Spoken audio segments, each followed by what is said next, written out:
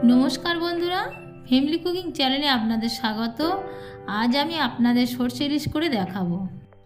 माछगुलो आमी आगे थेके केटे धुए रेखेछि, एखन नुन हलुद माखिए नेब। एखाने लंकागुलो आमी एइभाবে केटे निয়েছি। कड़ा गरम हये गेছে, এখন আমি তেল দিয়ে দিচ্ছি।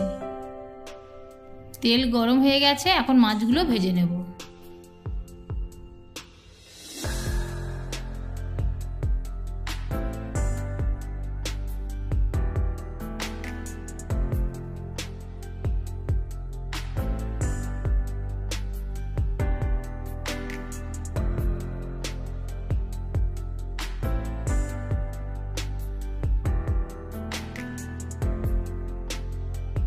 মাছগুলো ভাজা হয়ে গেছে, ভেজে তুলে নেওয়ার পর অল্প করে তেল দিয়ে দিচ্ছি।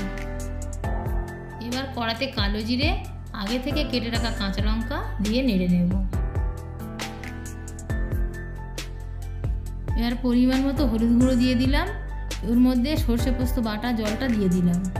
সর্ষে পোস্ত বেটে জল দিয়ে গুলে নেওয়ার কারণ সর্ষের কালো অংশটা যাতে না মাছের ঝালে পড়ে। দিয়ে দেব পরিমাণ মতো নুন। এবার ফুটে যাওয়া পর্যন্ত অপেক্ষা করব। ফুটে গেছে, ভেজে রাখা মাছগুলো কড়ার মধ্যে দিয়ে দিচ্ছি।